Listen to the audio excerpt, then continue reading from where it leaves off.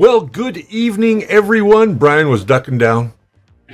Yeah, I'm trying to hide. Shh. I can't say it. Wait, I gotta wait the past 1 minute before I can swear on this show. Oh, okay. I want to say hello to everybody. This is kind of an unscripted, unquestionable. So we're not taking questions tonight about your 3D printing problems. We're going to save that for tomorrow. We're going to do our regular live stream tomorrow, Brian and I. Just so you guys know. Absolutely. But I do want... tonight's planning... Yeah, I was going to say, tonight's planning kind of went about as far as me creating the thumbnail for this video, so... yeah. Yes, happy Saturday, everybody. It's a doomy, gloomy, rainy day here in Alberta, but... yeah, we have been off-grid a bit too much here, and Richard and I had a good discussion this week and said, you know what? Screw the planning. Let's just go live, see all of our old friends here on a Saturday night because, you know, moving to Sunday is a bit difficult for some folks. So we decided to pop in and just catch you guys all up candidly. Feel free to ask your questions about the show, about what we've been working on, about where our challenges have been, and we're just going to ramble for, might be 30 minutes, might be an hour, we don't know. Let's just roll into it. Sausage says he can't be on tomorrow. We're sorry to hear that, Sausage. My wife will be sorry to hear that. She looks forward to you every week. Well, happy early Father's Day for many of you. I will be here tomorrow, but I will be running it to the gun tomorrow because I actually have tickets for a drive-in movie for tomorrow morning at 10 a.m. I'm going to be going to see Back to the Future in old drive-in style. So so I think the runtime is just under 2 hours and it starts at 10. So here's hoping I make it. Otherwise, my contribution might be from the car driving back. So let's talk a little bit about what's been happening here, because you guys haven't seen any regular videos. You haven't seen any updates on the Voron. So we're just going to dive right into it and really give you the lowdown of what's going on. We have had some technical issues here. For the most part, there's been other things that are happening in both Brian and mine life. You know that Brian and I don't live in the same city. Brian lives in Okotoks and I live here in Calgary. It's about 70 kilometers each way. Yeah, it's about a 45-minute drive from my house to yours. And that's, you know, pre-COVID rules, which we're not supposed to still get together outside of like a restaurant circumstance. That will be changing here in Alberta July 1st. And then, you know, give us a bit of time to build up content for that, but we'll be able to do more in-person collaborations. You bet. So, first off, let's touch on the Voron, because I know we did a video on it, and you guys are all chomping at the bit to see the rest of it. All we got was the frame built. We've had some real supply issue challenges, so that held things up. We've had video and audio issue challenges, computer issue challenges. Micro SD cards with like 3 hours of footage. Richard recorded, I think, about 2.5 hours of content, and his system just decided not to record any of the audio. And if you've ever tried to overdub yourself, it doesn't go very well. Yeah, it really doesn't go well. So the build of the Voron, I want to let you know that it is done. The build is complete as of today. I plugged in the final wire. I was upstairs this afternoon uploading Octoprint and getting the firmware set up. I still have to get the two boards that are in there. They're SKR 1.4 turbos with TMC 2209s on the boards. You guys will be able to see it printing because we are going to bring it down here for a little while so that we can print down here and you guys will be able to see it. And eventually we'll be moving on to one of these. Yes. I'm going to... These just showed up, guys, like 2 days ago. I'm not even kidding. Yeah, I didn't bring mine down. A while, but no, that's okay. I just haven't... I mean, I'm just going to show you guys. Look at this unboxing here, okay? I kind of folded my tab in here, so bear with me. But look at this. Dropped your duck. Yeah, I know. Not the first time someone said that. We're going to go in depth on this board because this is version 1.0. They're already talking about a 1.1. I know that Big Tree's got a 1.1 that's available. I don't know what the differences are, but we are going to get into it and really show you guys exactly what that board's all about. Now, that being said, we are building another Voron. I'm going to be building another one right here at home. But this time, what we're going to do is we're going to wait till all of the parts are in so that we can go from the beginning of the build right through to the end. So we're going to show you how to do the firmware. We're going to show you how to route the cables. We're going to give you a full list of where we got everything for our builds. And then we are going to break it all down. And by the end, it's probably going to be about an 8, maybe a 9-part series. And the videos they won't be 20 minutes long. They're probably going to stretch past that half-hour mark. So if you're really... Take time. Yeah.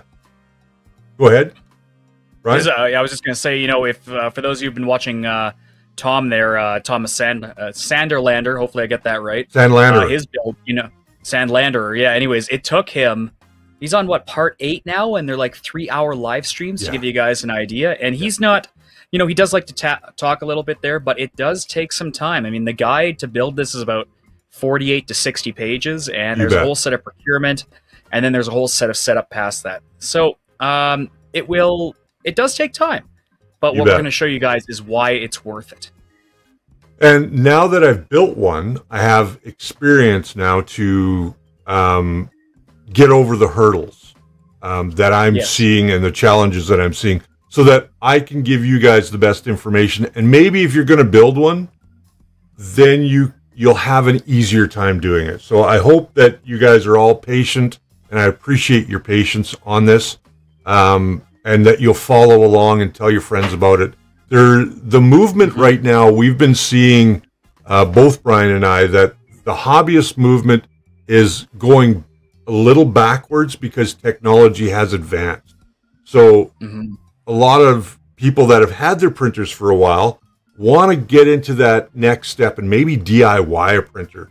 And this is a printer that is not for the faint of heart, believe you me. No. I've built a lot of printers in my time, and not just the ones that you see me build for reviews, but I've built printers right from scratch, from the ground up, purchasing everything and getting it going. But I've never used Clipper. I've never used the multi-layers of boards that we've been using in this particular machine. I want to say hi to a couple of people here. Non-Fam was here waiting for us to get started today. Thank you, Non-Fam. Mika Steve, member of our community. Thank you. Chris Draper, Sausage, of course. Akal Bazili. I hope I said that right. HVAC A to C. We haven't seen him in a while. We've got our good friend 3D Printing and Painting here with us tonight. So we, and if I missed you guys, I'm sorry. I really am. But Mac CJ12345. He's here, one of our members. It's really tough coming up with content sometimes. And truth be told, Brian and I hit a wall.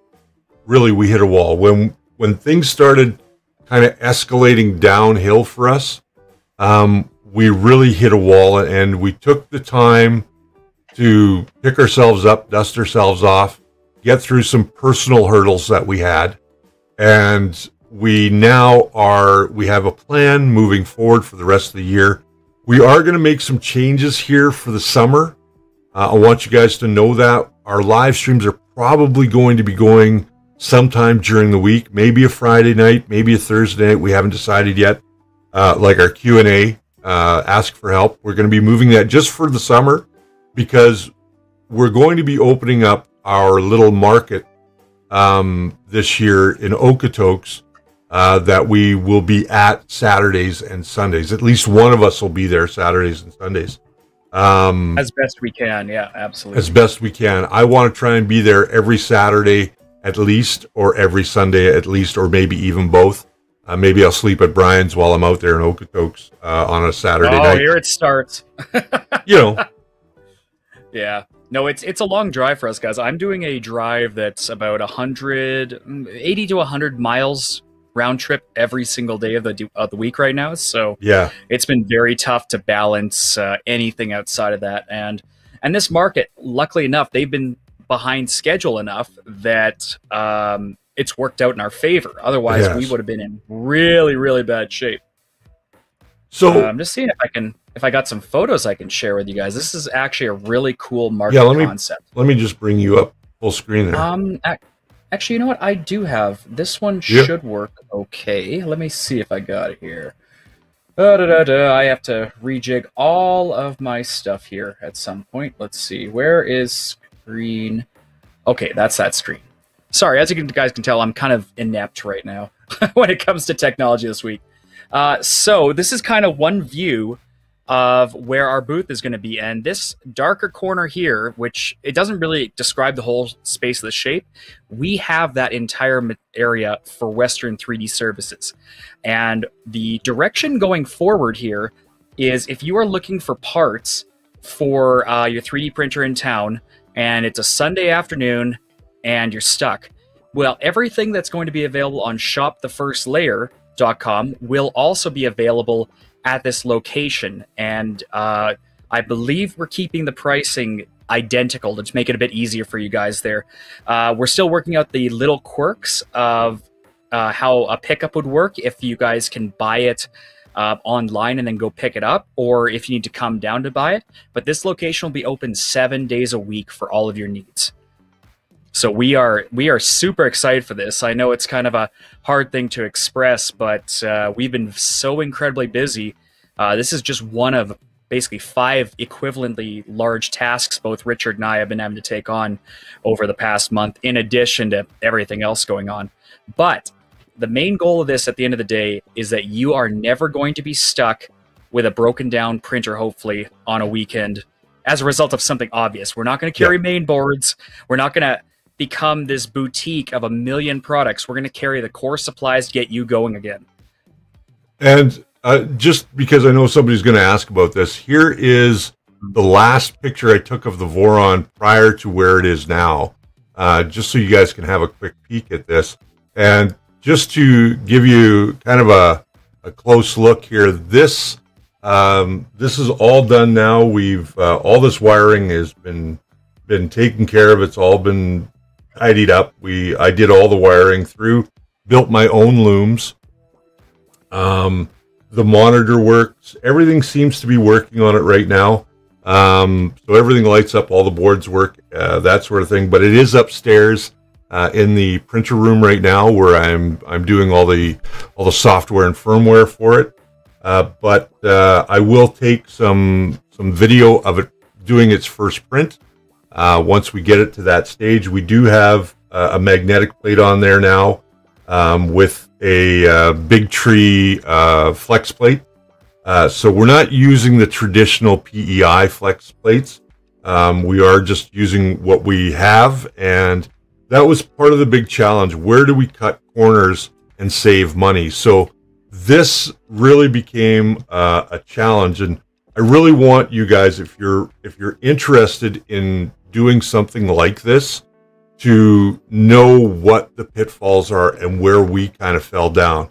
And can we zoom in on that build plate a bit? Because oh my god, you guys, you have to see these build plates. Okay, now these are probably the most expensive things at about, what, it was 180 Canadian, I think, all in? No. It was like 120 shipped to my door Canadian from Germany. Oh wow. I mean, the finish on this, if you guys are seeing those little waves, that's like a CNC finish to make sure that it is perfectly flat. And that is solid cast metal. This is not a sheet of aluminum that's been like shaped or anything. It's incredible. It's stunning on its own. I almost wish we could just print right on it, because it looks so damn beautiful. It is perfectly flat. I did test that. It is perfectly flat. It is absolutely gorgeous. Now, of course, it's got its heater core underneath.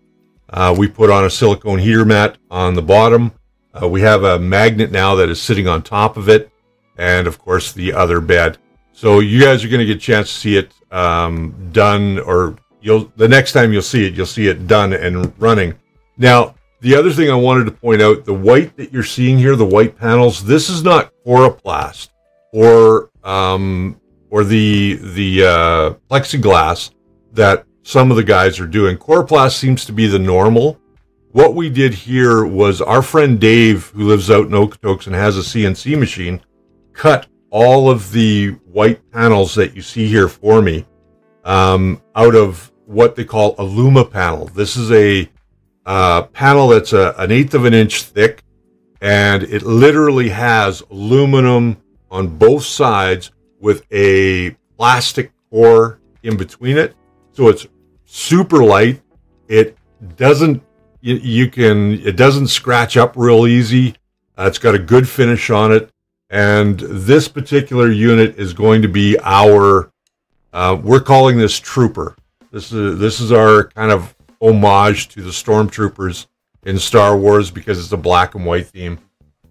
But at the end of the day, this will be the first in a series that Brian and I want to do, so that for our print farm, as you guys know, we've been working on a print farm with the printers that we have.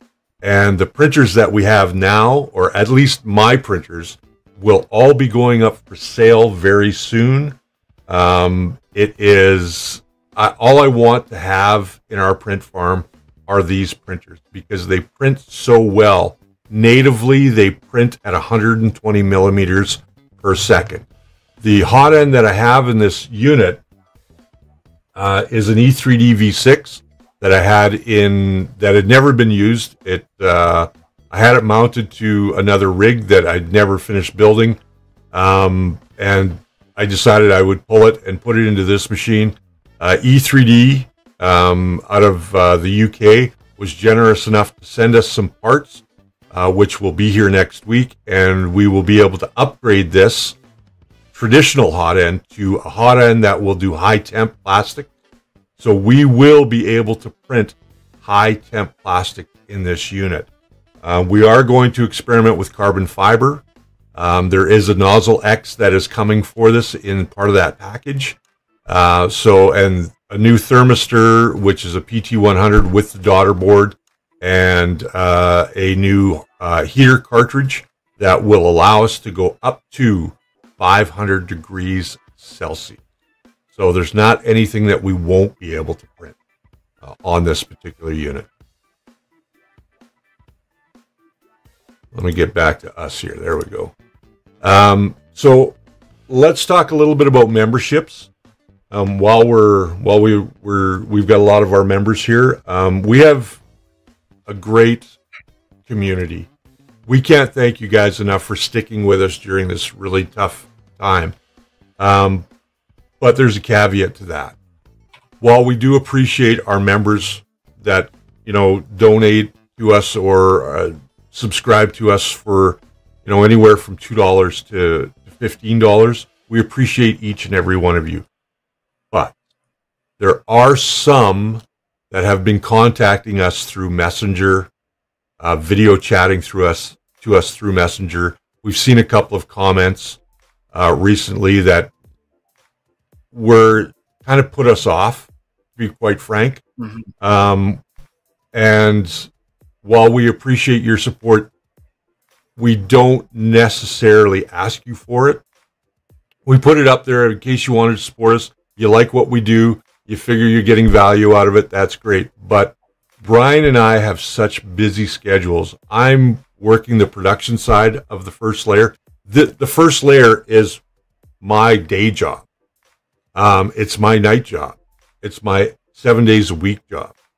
And we, quite frankly, don't have a lot of time to sit on a messenger call or do a phone call with somebody for an hour and a half to solve their problems, because they're a member and they figure that we owe them our time for $5 a month.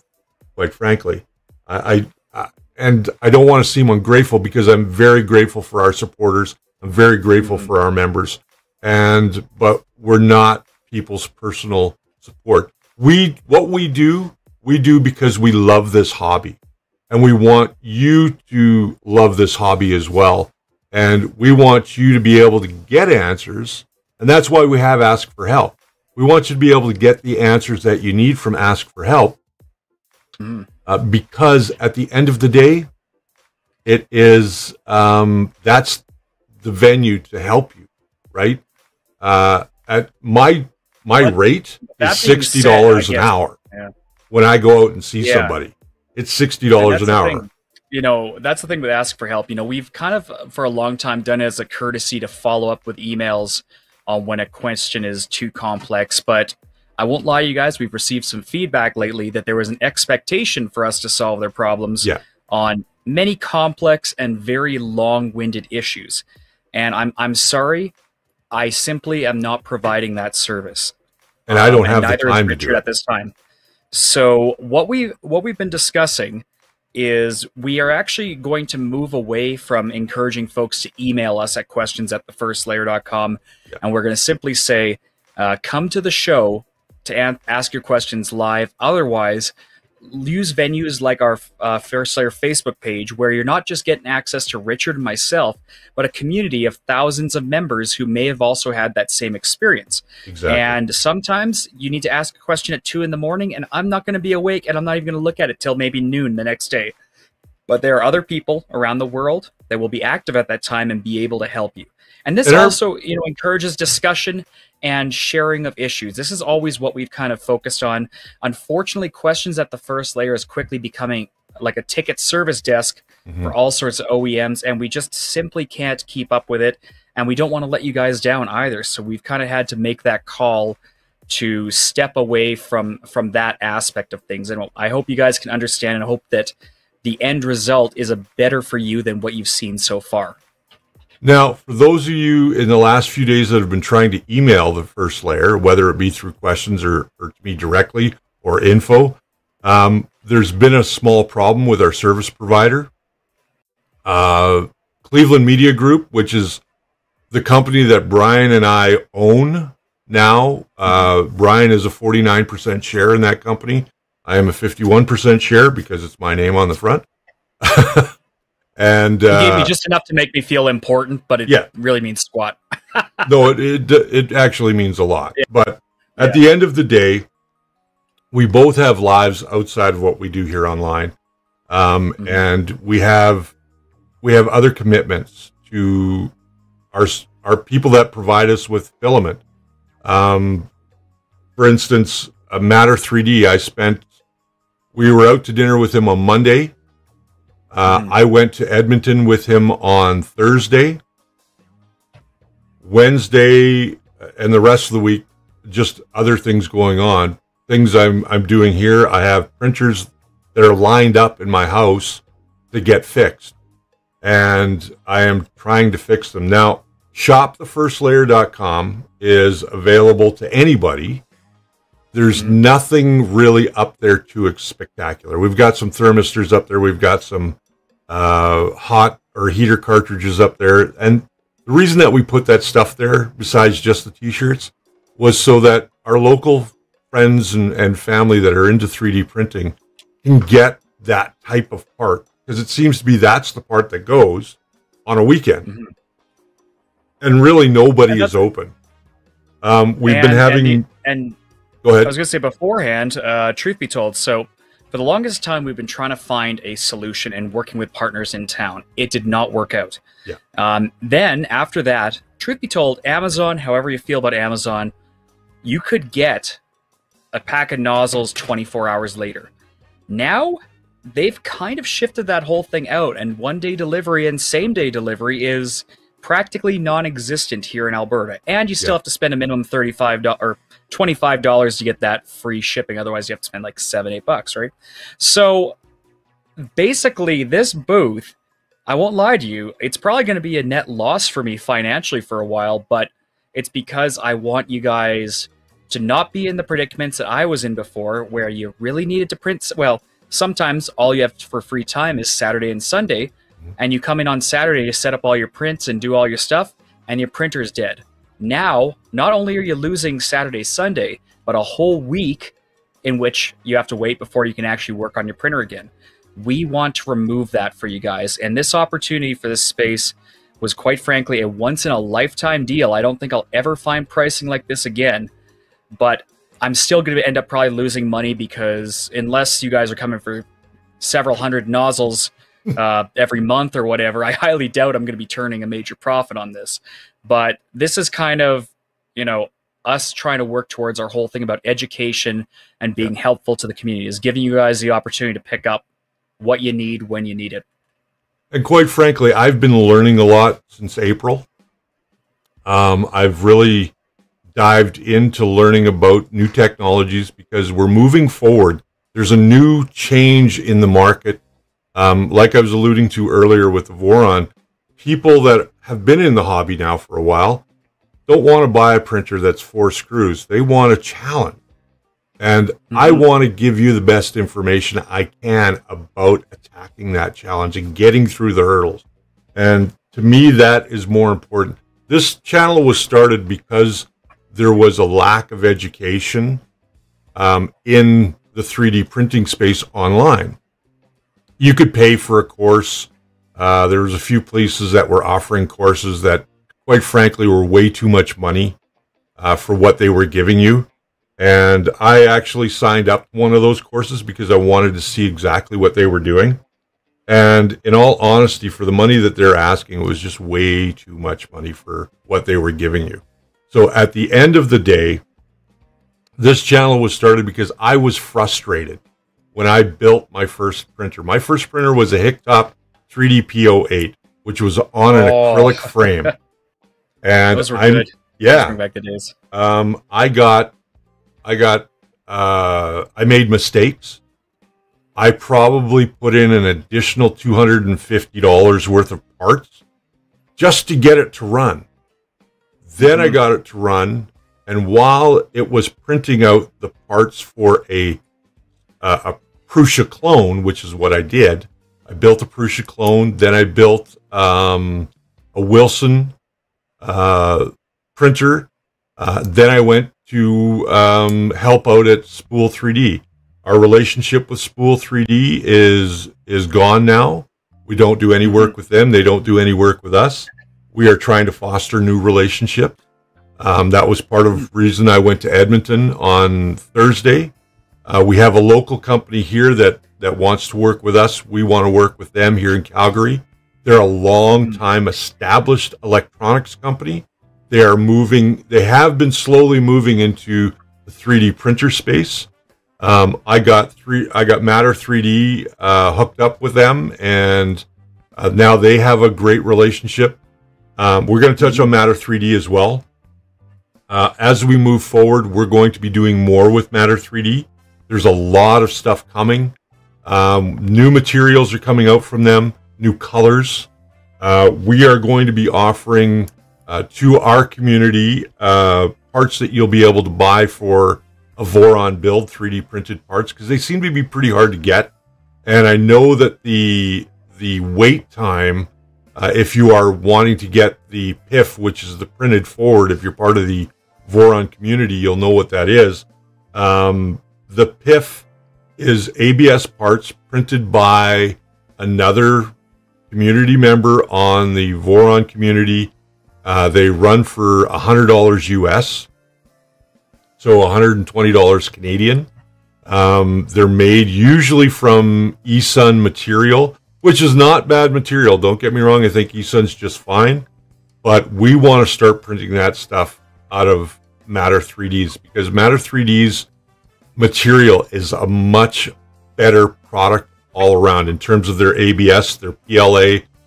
We just got a chance to see their PETG on Thursday. I saw a roll of their PETG, and man, is it gorgeous.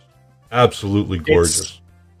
You know, we've kind of spoken about it a bit before, but simply put, Matter 3D is by a set of chemical engineers. Their focus is on formulation and consistency. So yes, the marketing has been a little bit slow. You know, we have actually been assisting them au gratin to just get it you know, a little bit better. A lot of the photos you'll see on the website are actually produced by Richard and myself. But that being said, we're not doing that on a compensation structure for talking about the brand. We are doing it because they are a startup and we like everything about them. And the back and forth support has been amazing. And again, you know, we wouldn't, even if someone gave us 1,000 kilograms for free, if the product was garbage, we wouldn't tell you guys it's good.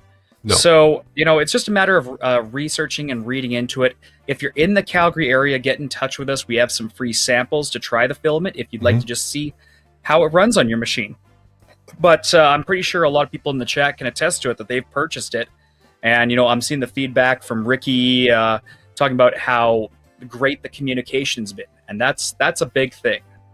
So, this is their new blue PLA. They also produce this in ABS now, which I have some here. So we're going to talk a little bit about these in upcoming videos. This is their red. Beautiful red. Beautiful. These are both PLA. They have carbon fiber PLA out now, which I will be photographing in the next day so that we can get, I can grab it here. Hang on. Yeah, because I'm begging for some of this, guys. I'll be honest with you. It's just a matter of batches have taken a little bit of time. There was a couple challenges that, you know, it was one of those weighing out if it's worthwhile to start laughing online about it. But they've had some growing pains, and as I mentioned last time, they did have a theft in the building that they had to sort out with. So now everything's kind of ramping back up, and the inventory is building back up. So, you know, we're going to be talking more and trying all these new colors and mixes as they come in. But even the standard stuff here, the gray PLA, I don't have, you know, exactly any showpieces right now because I'm working on dialing in the machine beside me. Actually, you guys can see it right now, just doing a vase here and doing some little bit of ironing before it goes on to the layers. This is with a 0.8 nozzle at a 0.12 layer height. So hopefully soon here, I'll be able to, you know, this is an Arenti camera. It's a Wi-Fi camera, so I can't exactly control focus on it. But hopefully a little bit later in the show here, I'll be able to start getting it ripping and show you guys it as it's printing here. Now, but yeah, Matter 3D, we love this stuff. This is carbon fiber PETG. Just have a look. You know what? I'm going to use the overhead cam. Let me just move to the overhead cam here. Yeah, overhead and high quality, because you really got to see the details on this, guys. That is gorgeous. This is their carbon fiber PETG. I think, hang on, we're still broadcasting on our main camera here. Sorry. I did. Carbon fiber. Carbon fiber PETG. Look at that. It is absolutely gorgeous. Now, this is one of their first rolls. This actually belongs to a client of ours, a friend of our channel, a friend of both Brian and I. I phoned him today and asked him if I could have this before I bring it to him. And he said, absolutely. He says, you can photograph it. You can do whatever you need to do with it. And he says, when you're ready, just bring it to me. And this is carbon fiber PETG. So something to really check out. And we're waiting for our batches here, of course, you know, the caveat. And Mr. DeWitt here, who is apparently printing some of their the carbon fiber as we speak with a brass nozzle. F in chat for his nozzle, guys. Come on. Because it's not going to look pretty afterwards. But it actually is carbon fiber tubes infused into the PETG or the PLA resin, if you will. And, you know, we're kind of learning more about this material science as these guys teach us about it, being chemical engineers.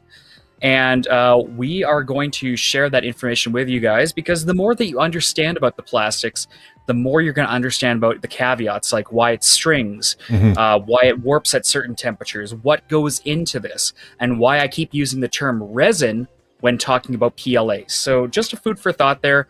You know, definitely give some love to Matter 3D there. And if you see something cool on the site. Now, that being said, we do not currently have a discount code because we've actually negotiated them to drop their regular price to that. So we're not seeing any commissions off this right now. No. But we wanted to get you guys a little bit cheaper material, especially seeing the prices on Amazon. You know, I used to be a big Solutech, Arion, all these brands. I loved them. But that's when they were $22 a kilogram. And now we're looking at $28, $29. They're on par with what sometimes people would consider as a premium pricing for filament here in Canada. I don't know about the US, unfortunately, but I can safely say a lot of the import from overseas, especially due to courier rates, has gone through the roof. A great example was the other day I had to order a replacement OEM motherboard for one of my printers. Simply put, the board was defective, and so the company offered to send me one for free as long as I pay shipping. So I said, I need this soon, guys, so quote me for FedEx and DHL. And the cheapest we could get was DHL at $54 Canadian to get it here in a week. So that's what we're doing. So there's a reason for that. For those of you who are in the chat who came over from the WeDo Discord there, yeah, this is for the WeDo. And I don't like to say bad things about a company, but they did a Kickstarter. They made a fairly decent machine, but their QA is very confusing, and the company has some communication issues, shall we say. And it might be a growing pain. I truly hope it is. I think it is. I think it's a growing pain. Yeah, everybody in that company has a regular day job, and they're producing filament at night and on the weekends so that they can meet their clients' expectations. Now, while that being said, I see that Ricky B, he was surprised that Amon phoned him about, his material, and that's the kind of customer service as they start to grow you're going to see. You might get a call from these guys. Sam Prentice, I see he's here in our chat tonight. Sam, I want to let you know if you can send me your email over in Messenger. Just send me your address and stuff over in Messenger. I also want to say to Mika Steve, who is trying to get this stuff in Australia, also send me your address. I'm going to make up some sample packs of some of the stuff that we have, the ABS and the PLA of the different colors, and I will spend my dime and I will send them to you so you guys can try them. I really want you to have fun with them. They just gave us a 10-kilogram roll of white ABS. No questions asked. I was so mad. I'd love to run that stuff too. I'll be honest with you guys. We don't talk much about ABS often. The reason we don't is because the majority of our machines cannot do it well. Okay, that's not to say they can't do it. Like for those of you who are members who saw my video, you can print ABS on an open air machine, but you really have to get it hot so that you don't approach that transition temperature too quickly. We actually got a good schooling from Amin the other day about how why it is ABS and PLA cools, and it actually has to do with the heat retention factors, and it's a really cool thing. I'm hoping to get him on video here soon, explaining the science behind just basic FDM materials, because he is so intelligent. I feel like an idiot talking to this guy. So he is very intelligent. Yeah, I even learned some stuff when we were traveling up to Edmonton on Thursday that I had no clue about, and it's not something that is really related to our 3D printing. It's just some personal stuff, and I really got to know Amin on the drive up and on the drive back, and we had good visits with people up there. And at the end of the day, we want to go back to what we do best, and that is educating our viewers and the 3D printing community about materials, about how to do things right, and how to have the best printing experience that you can have. Sausage, thank you very much for the super chat. Really, really do appreciate that. Super chat. There you go. We're going to fix that button. My wife's not down here tonight with us. I left her upstairs. She's not been feeling too well today with the weather change that we had. We got a lot of broken stuff here. Like, my main camera is still down because I haven't had a chance. I got to rewire my whole desktop, to be honest with you guys. The wiring around here is a disaster. But this is just on a Logitech C920 for the time being. So, we've had a lot of little technical glitches, technical bugs. Yeah. And then, of course, it's that odd weather season right now, too. So we have thunderstorms rolling in every couple of days right now, which are luckily enough not severe. We had one tornado warning down here in Okotoks about 3 weeks ago, but unfortunately, Richard definitely has had this more long-term than I have, but even myself, I've been impacted on weather changes that are severe enough that you just can't think straight. And, you know, that is in addition to really the issue at hand that we discovered here. And this is why I'm trying to be open with you guys. We got really discouraged because there's been a lot of negativity in all 3D printing communities lately. You know, there's a lot of politics being introduced that we are choosing to not touch with a 10-foot pole because our political views will not be your political views, and there's no place for that when we are discussing something completely irrelevant. All right? Absolutely. Now we also go to the group, and we're not seeing lots of photos of prints, and, you know, that kind of falls on us too. But it just seems to be that a lot of people are kind of discouraged on printing right now, and we're trying to understand why that is. That and, you know, of course, the global crisis we've all been through here. I'm sorry, I'm going to come out and tell you guys this. It's not a hoax, okay? It has been something real, and if you really are upset about the fact that I don't believe that it's a hoax, then I'm just going to choose not to interact with you. That's my choice. And I'm sorry, but that's, you know, not even related to 3D printing. But when you're getting fed that all day and night, it's very hard to have a very positive view of the world. You know, mental illness is a real thing, and sure is. Again, I choose not to talk about my mental illnesses on the channel because it's not relevant. But I will tell you that yes, I suffer from it, and yes, some things make it easier, but it never goes away. So, you know, we're all here for each other, and we're going to turn around and make this something big and positive. But the last 16 months has been a kick in the balls for most of us, and we just fought to not accept defeat. And because of that, Richard, you can probably speak a bit more of this than I have. We've looked back at our previous content, and we've been disappointed because we haven't brought you that level of enthusiasm that we were bringing 16 months ago and beforehand. And that's why we decided to do this tonight candidly, so that we can tell y'all we're coming back with a vengeance, and we are going to make this 2021 the best damn year of 3D printing. At least the second half of it. Yeah, well, we got some making up to do. I got to tell you guys, it's halfway through the year. You know, I got to tell you that I looked at my content. I sat down and looked at the content that I produced at the beginning, which was raw, and it was fun, and I was smiling, and I was happy. And all through this pandemic, the stuff that we've produced, I looked at it, and I can tell there's a huge difference in my attitude. And I do not like anything that I've produced in the last 16 months. To be perfectly honest with you, I hate every video I've produced in the last 16 months. I don't recognize myself. And the problem there lies, if I don't recognize myself, I'm my worst critic. You guys may think that the content's great, and we love your feedback and all your comments underneath the videos. And to be honest with you, when we go through the comments, and we don't see every comment, but every once in a while there's one that will stand out that just, for whatever reason, drags you down.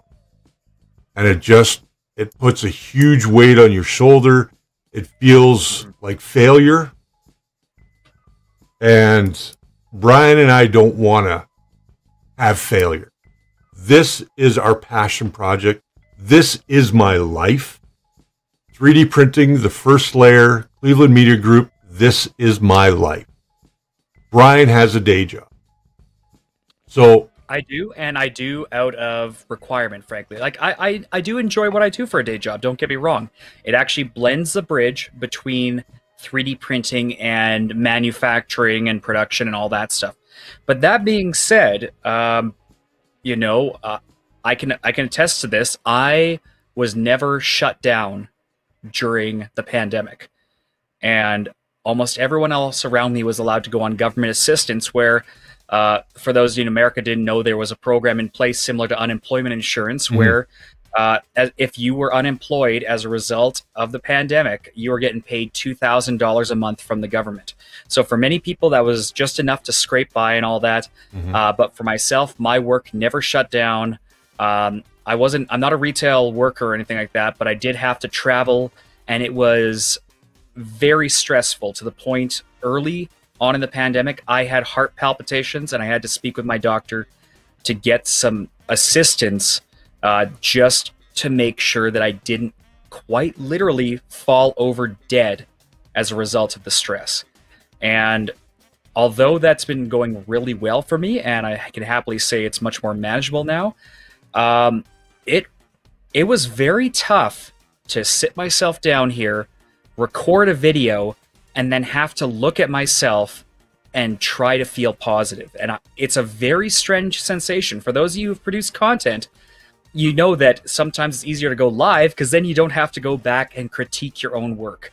But on several occasions, there were several times where I recorded content, and afterwards, you know, you're feeling confident in the moment, and then you look back afterwards, and it's like, I should probably redo that. And then you have to make sure that your lighting's set up properly, that your environment's set up correctly, that your mic's set up correctly. Most of the videos that I shoot, if I'm doing a tutorial, it's right here in front of this computer. So the dialogue doesn't generally change. You know, if I'm recording a tutorial, for instance, I will do my intro and outro with this camera looking forward. And then usually after that, I'm still doing recording, but I might be looking to the monitor over here or to the monitor over here. And it's easy to edit after the fact. That's why I like to do software tutorials. But when I'm doing something hands-on, I just simply do not have the setup here correct yet for that. The fact is, Jess and I are renters of this house, and we currently have 2 roommates. So room is at a premium here. And this little office that you see here is basically a very fine-tuned camera angle to show you guys a certain portion of it. But the fact is, I could almost touch Jess's shoulder by reaching my arm out this way with her desk. And with this way, I'm very close to touching the cabinet behind me. So I don't have a lot of working area right now. We do not have a garage. And space here in Okotoks right now is $18 a square foot. Yep. So the ability to set up a workspace similar to some of our other more professional YouTubers, it's just not available to us at this time. So we've had to work within that confine. And to give you an idea, I've got 2 videos here that I've been... Honestly, I got so disorganized I lost the micro SD cards. I'm going to tell you guys about it because I want you to understand about the challenges. So video number 1 that I shot was the Elegoo Mars Mono LCD upgrade. This is an upgrade that you can purchase from Cheetu Systems, which is, yes, the same company that makes Cheetu Box. They sell an LCD retro kit fit for the original Mars, assuming you have the right motherboard. And that's the caveat that caught me off guard, that I actually had to buy another Mars to make sure I could get the right board. It allows you to convert your original Mars or your Anycubic phone to be a mono LCD. And for those of you who know the benefits of that, it's a worthwhile upgrade to look into. I had all the parts. I've recorded the whole video of building it. I actually shot it out on my deck when the weather was nice with a top-down camera. And then I've got it downstairs. It works amazing. But by the time I had a chance to go and start editing it and releasing it for a video, I misplaced it. And I'm a very disorganized guy, if you guys know me. I have about 50 or 60 micro SD cards, and it seems like a new one's popping out of my arm every day. So I'm still looking for that SD card, and the scariest thing is I've accidentally rolled over 1 or 2 with my chair. And I don't... This is probably a good example of one here. Here's a SanDisk, and it's probably never going to focus here, but it's just slightly bent, so it won't register by a PC. I'm hoping the footage isn't on that, because good luck recovering it. Now, the other video I did, my gosh, I already forgot what it is. There you go. I've done a couple of kind of build things, and it just slipped my mind. Obviously, the BLV kit that people like to harass me about, it got built, but the printer itself wasn't doing very good. It's not a fault of the kit. It was just a fault that my machine had too many weird modifications. So that's sitting down at my storage locker right now, getting adjusted. As for reviews, as we mentioned the other week, we're just not getting a lot of hardware in right now, and that's kind of standard across the board. If you ever seen like Angus from Maker Muse, where he gets too much stuff, the first thing he'll say is, "I've got all these printers, they keep sending me them, and I don't have time to do a review of them." Well, right now we've gone through that wave, and now we're dealing with the catch up of the last 16 months, where manufacturers were also shut down. Yep. So that's kind of where we've been at. And then as for shipping for Voron Parts, because I know you guys have been waiting almost 7 weeks now for the next Voron video, the problem was procurement, 100%. Now, Richard, you just received your bed leveling sensor on, what, Friday here? Friday. And that was ordered when? That was ordered on April 3rd. So, I mean, let's do some math there, guys. That's 2.5 months. One of the first things I ordered for the Voron. Absolutely. And things are just kind of getting lost in transit right now. I mean, I'm dropping $30, $40 in shipping on small parts to get them here quick. A good example was Richard and I were convinced last week that bed leveling sensor was never going to show up. Yeah. So I ordered 6 of them from Maker Parts in California, and I spent $45 US on shipping. So it's going to be here next week, and of course, now the missing part shows up. So guess what? We're going to have some spares. That's great. But it does eat into our profits. It sure does. We've been ordering. I've been experimenting with little power supplies. So you'll see in Richard's photos about the electronics, the little baby Meanwell power supply they make for the Voron. It's a 5-volt, 3-amp.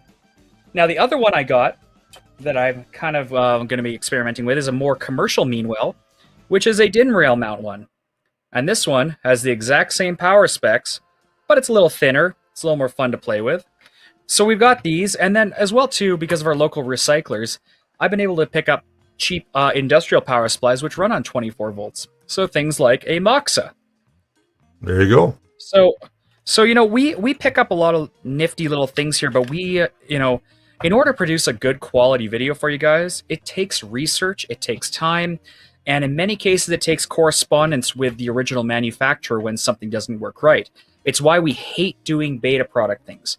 This is probably the first version 1 product I have bought in 3 years of 3D printing, and hearing that a 1.1's on the horizon really worries me already that I'm going to have tons of technical issues. And that's our kind of caveat to you guys is, you know, I don't want you to feel like our content's always lagging. It's that we don't want to sell you something, and the Ender 3 comes to mind. We don't want to sell you something that's going to be completely different upon arrival versus what we received. Now, the other thing, you know, that we've been doing here is I want to produce the best educational content that I can for you guys. Somebody made a mention of DeWitt's content. Tim is a very good friend of ours. I dare to say that he's family. You know, Morgan Pierce, a few others as well are in our very tight-knit little family. So they kind of know what's going on with us. Tim has been putting out some great live streams. I'm going to be teaming up with Tim to help him build his CR-30 when he gets in the rest of his promised part or upgrades, and we're going to have some fun there. I found a picture that I put up on Facebook the other day, so I'm just going to really cut to it. Let me see if I can get Brian's audio here. There we go. So this is where it was at Thursday afternoon. And now all of those wires have been connected. Everything is cleaned up. You can see here, there's that little power supply that Brian was just showing you. I got mine before he got his. It was kind of funny when he phoned me and he says, "Did you know that there's this little power supply? It's so cute for the Raspberry Pi that you can use." And I said, "Yeah, I do. It's already in my machine." And here we've got a Raspberry Pi 3B. It's running a 32 gig card. Here are the two SKR 1.4 turbos. This is a 200 watt power supply for Meanwell. Both of these are Meanwell power supplies. And now that they're making some changes and single boards are becoming better, and have more I/O on them, like the Octopus, it's going to make the next build a little bit easier. Down here in this corner, you can see I've got my mouse traveling over it right now. You guys can see that. You can see I'm traveling over it right now. Mouse, yeah. This one here, this is an SKR that we had such a tough time sourcing a rail mount for it. We were looking all over for these DIN rails to try and get DIN rails that weren't going to charge us an arm and a leg to get them. And then we found here locally in town a local company that is an electrics company, Industrial Electrics. They have these DIN rails and they sell them to the public. So we bought a few, and I bought quite a few of the DIN rail mounts for the SSRs. So now it's all hooked up in the machine. Like I said, I'm working on the firmware right now, but this is the underside of the cabinet. So as we see here, there's a lot going on. Like, there's all of my wires. I made this wiring loom by hand, measured out each strand of wire, labeled each of the wires, so they're all labeled. They all go to the proper locations. Tried to clean up the wiring as best I could. I'll take a picture before I button it up so that you guys can see it. These two big thick white ones, those are coming from the heated bed mat, and the two really thin black ones are the thermistor on that silicone heated bed. So they all go into the SSR. It's really kind of a complicated routing system that this works on. And as you can see here, there's that front screen.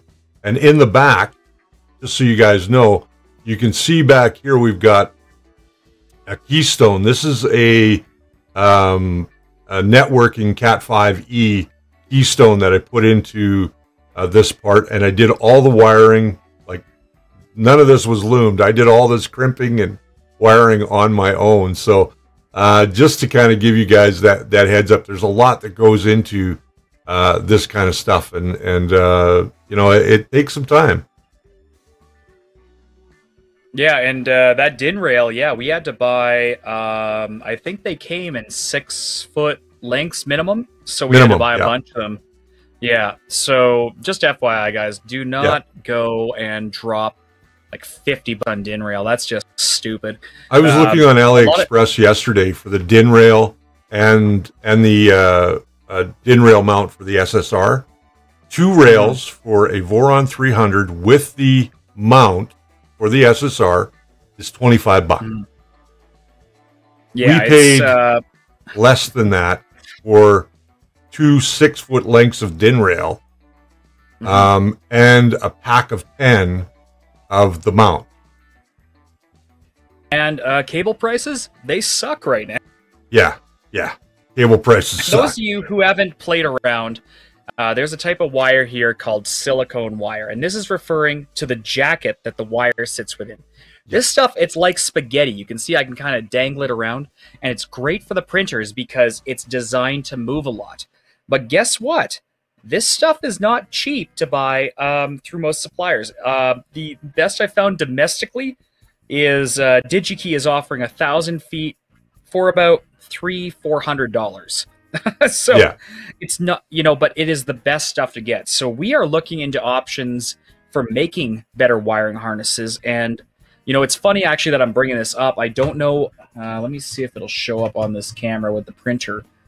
Let's transition to it, and I'll take us over a little flight here to my BL Touch wires here. And you might see them hiding here along this little ribbon going along the top here. I have burnt so many cables on the BL Touch. Even these, what are these ones here? The extender cables that they make that are in the right colors. Sorry, this is not the greatest camera, guys, but it's good for monitoring. And they've all broken on me, and I'm starting to hear more and more stories right now of people's wires breaking. So that has been a lot of my issues, is getting the bed leveling sensors working properly. Otherwise, if your bed leveling sensor doesn't work very well, guess what?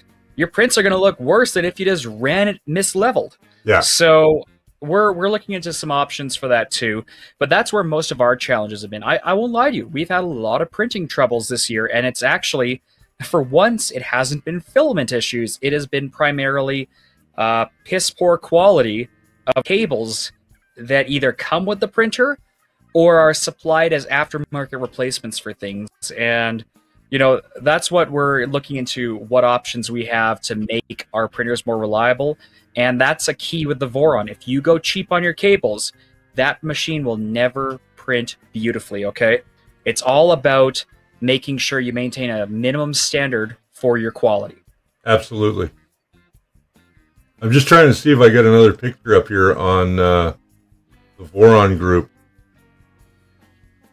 Yeah, Richard's been more up to speed. My Voron is still the frame because of time availability. I just simply have not had time to work on it. And actually, I've already been getting work through Western 3D Services that I've been trying to skivvy in between my day job and this. And, you know, I'll be honest with you guys. I had a family emergency this past week that has been beyond nightmarish. All I'll tell you is that everything is getting a lot better.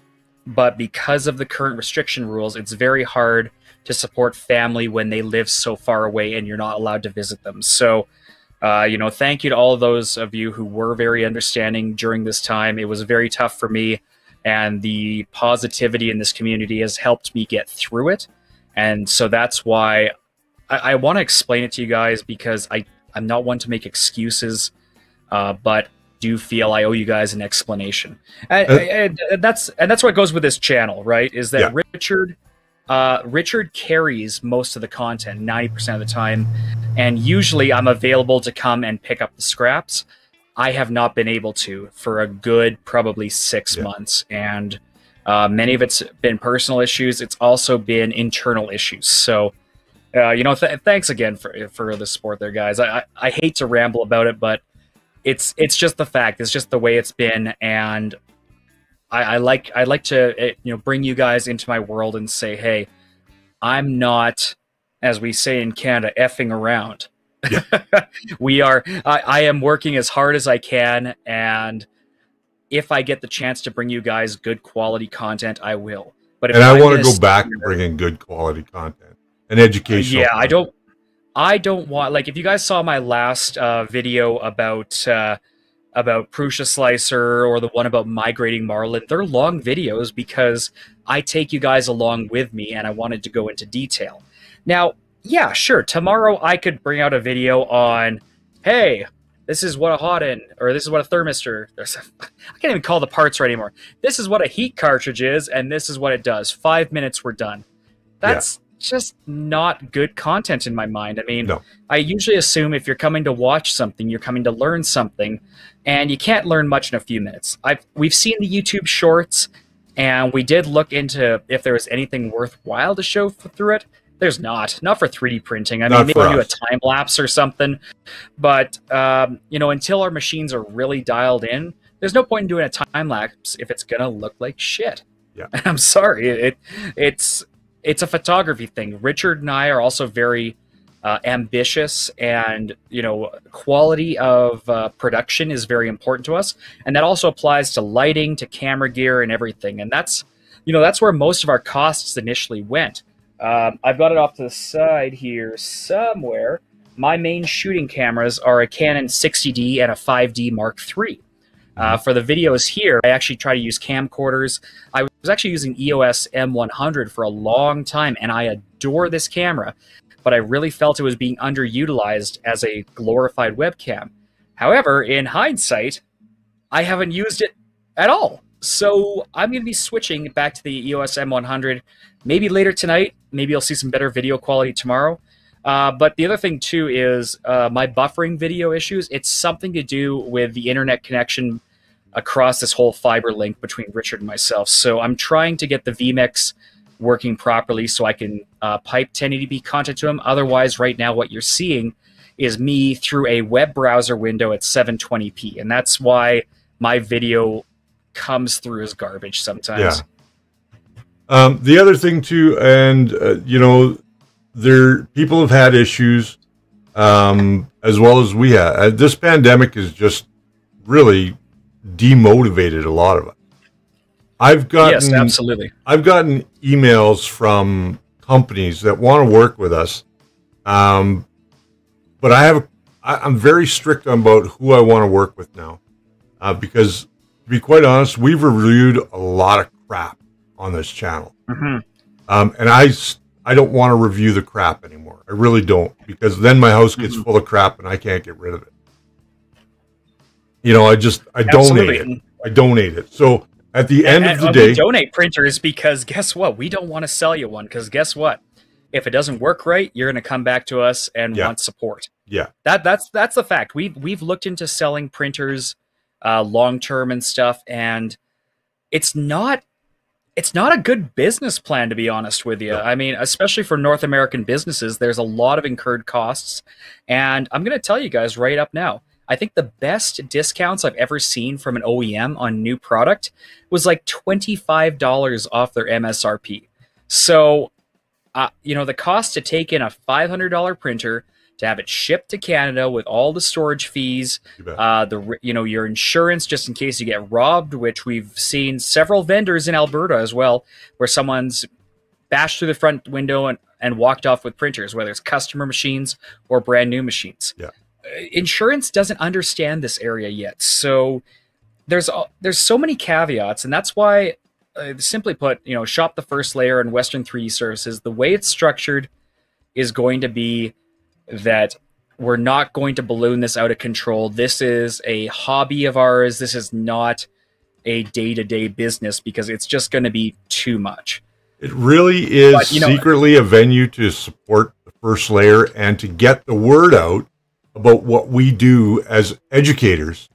I don't have a formal background in education. Mine is in entertainment. To be perfectly honest, I was an entertainer for many, many years. Started in bars, worked my way through radio and television, worked my way onto movie sets and television sets, and now I'm here on the internet. And I've been doing this off and on for roughly about 10, 12 years. I've had some other shows that could have been very successful, but this one is the longest running show I've ever done. We're almost at 400 videos, including our live streams, in just under 4 years. And at the end of the day, that's a lot of content. And I don't like repeating myself. I don't like doing something that we did a year ago. I don't want to do it again. But the fact of the matter is, the annual hot end review, you know? The fact of the matter is that at the end of the day, we're seeing innovation. We're seeing how things can be done better, more in the CNC world. So how 3D printers are now not just becoming, a hobby machine, but an actual functioning machine that can produce high quality products. And that innovation is going to plateau again, and then it's going to start falling off, and then it's going to plateau when it starts going to 64-bit and 128-bit, and memories are going to get higher, and so on and so forth. So there's better materials being produced, there's better products being produced. We're going to try and bring it to you as it comes in and as we learn about it. I don't like jumping the gun on something, and we've done that. We did that during the pandemic. We put out the video because it was popular. Don't want to do that. I hate following trends. I know people wait to see our opinion on something. I don't want to follow trends. When I figure I've got the right information to give you, I'm going to give it to you. And that is my solemn promise to you, our viewers, and our family, and our community. So here's a real quick picture before we wrap things up tonight. This is just before I took it down off the shelf. You can see I've got my multimeter sitting there, and it's got some of the wiring. If I zoom in here a little bit, you'll be able to see some of the wiring. You can see that loom right along here where it's coming up, and I did all white wires. You know how much of a challenge that was to get those white wires into the right holes on the plugs? It was quite challenging to know which wire was what wire. and I've got it all figured out. And this mess all down here has all been now tidied up, and it's all underneath the back. So this is going to be Trooper. We haven't got a number for it, but it is going to be our Trooper Voron, and we will put in a serial request for it. But again, I wanted to give you guys the opportunity to see where we're at with it. You will see the first prints, and at the end of the day, when I've got all the information, I've got this running right, I'm going to start another one right from scratch. We're going to do a complete in-depth series on how to build this machine the right way. And Accord XTC, I got to say thank you to him. He's been really awesome. Along with DeWitt, Sausage, all you guys are amazing people in our community. And I can't thank you enough for sticking with us during our downtime and wondering where the hell we went. With that said, we promise to do better. We promise to give you the quality you expect from us. And that goes without saying. So sometimes it's going to take weeks, if not months, to produce that content. It's tough to produce content in an hour. It really is. And that's why we have the question and answer show, Ask for Help, every Sunday. That's going to continue. Ask for Help, like I said, over the summer. Might move to another day for a short period of time. But at the end of the day, this is, you can see I got a bunch of wires sitting here. You can see there's one of those labels. And there's that BQ metal flex plate. So I still have a calendar on the wall from August 2020. How terrible is that? Remember, right? Yeah, remember. So, what is he saying here? Thanks, guys. Much appreciated. And good things come to those that wait. Absolutely, Accord. You are a wise man. Tim, we're going to talk soon. And again, I want to thank everybody in our community that has stuck with us during this difficult time. And we promise to do better. And we're going to do better. And you're going to get content. We may actually, over the summer, produce new content every second week. Brian and I talked about that. We actually used to have a meeting once a week for about an hour and a half in person, where we sat down, we had a coffee, we had a candid talk, and we missed that over the pandemic. Over the last 60 months, we haven't been able to do that, and we're starting to be able to do that again. Even if it's just a video call, we get to sit down and talk candidly and really get an idea. We've got a really kind of cool little series coming up for you. Maybe just one or two videos, but I saw something today that sparked my imagination, and Brian kind of added to it. I'm not going to tell you what it is, but it's a challenge. We're crawling out of the cave. That's what it is. We're crawling. It's going to be a challenge, and we're gonna do that challenge to you. Happy Father's Day to all the fathers out there that watch our show. I know we missed Mother's Day. Happy Mother's Day to all the mothers that watch the show.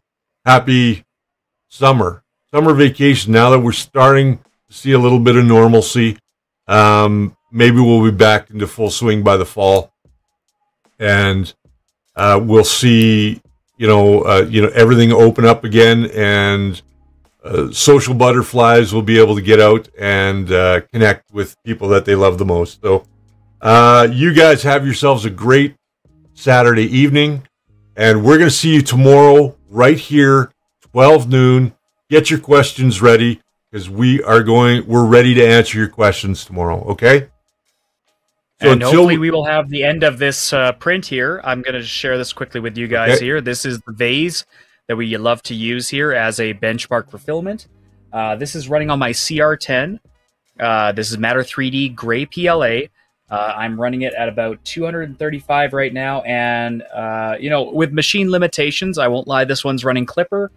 It's running at, I got it at about 400 or 500% speed. So probably around that 150 millimeters per second on all axes. And you can see, even with this low quality camera, how nice that is coming out. That's gorgeous. So yes, we are still printing. We're still excited, and we're going to share you guys all these optimizations, because I am learning Clipper while Richard works on the printer, so that we can show you why you want to use Clipper on the Voron and why Clipper might be a good idea for some of your FDM machines as well. So, yes, there is stuff going on, and yes, our stream is definitely going ahead tomorrow as scheduled. Richard at least, and hopefully myself if my Drive movie ends on time. But we wanted to do this tonight because we could not get our video ready for Saturday morning here. And we decided, rather than announcing a stream, we're just going to drop it in surprise and have a chat with those of you who are subscribed with the notification bell and were informed of when the video went live. And so thanks to all of you who did join us here. Make sure to hit that bell, because otherwise you don't get the push notification. And sometimes we're not the best at publishing to Facebook and or YouTube. We saw your comments. We're addressing it, but we're not perfect. So please subscribe. Give us a like, guys. YouTube pays us garbage, so anything to kind of help boost that number a little bit. Let's put it this way. It is not enough to make a living even with as many subscribers as we have. Yeah. So anything you can do that doesn't cost you anything will help us a lot in the run. And I know I'm kind of hiding off camera here right now, but I really want you guys to see this print in real time to show that I'm not speeding up video. We are going to be doing some high-speed printing coming up soon. You bet. So stay tuned. In fact, I think, Richard, we might actually try and take your Voron for the Benchy Challenge, the speed challenge. We are, yeah. That's one of the things I want to do. If you guys want to see that, let us know in the chat, and we will go live, and we will just stream straight off the printer. It's another idea we've been looking at for a bit of fun. If you guys want to see more kind of live streams of our machines in motion and see all of our setups so that we're not catering it for you, then yeah, we'll do a what we should call it, a Yopo event. You only print once. Yeah, that's a great idea. And just show it running there. So yeah, we're going to be experimenting with a few things here. Yes, Morgan, ludicrous speed. It might go plaid. I won't lie to you. Did I just figure out that the Tesla Model S plaid is meant to be a reference to Spaceballs? Maybe. Yeah, if you guys look up, Tesla Model S has this plaid model, and I think it's meant to be as fast as speed. And if that's the case, good on the man. There you go. We love you all. We're going to say goodnight, and we will see you tomorrow at 12 noon Mountain Standard Time, our regular time every Sunday. We're back. At least I will be here. Hopefully Brian will show up. Maybe he'll show up a little late. I'll leave the door open for him so that he can join when he gets back. And we hope we'll see him tomorrow. We hope he gets through his Back to the Future drive-in in the morning. How are you going to a drive-in in the morning? I don't know. I expected it to be an absolute train wreck, but the tickets were free from the town of Okotoks. Luckily enough, it's not really it might be a pop-up theater. I don't know, because they're going to be transmitting the movie over FM radio instead of via little speaker boxes. Gotcha. But the local theater down here is selling popcorn, and as this economy starts to reboot, we are always encouraging you guys to try and support shop local. We do appreciate you guys buying stuff from us, but if there's a local 3D print shop, even if they charge a few more bucks, go in there, have a conversation, and please support them, because it has been a tough time for everybody. Have a good night, everybody. Bye. Bye.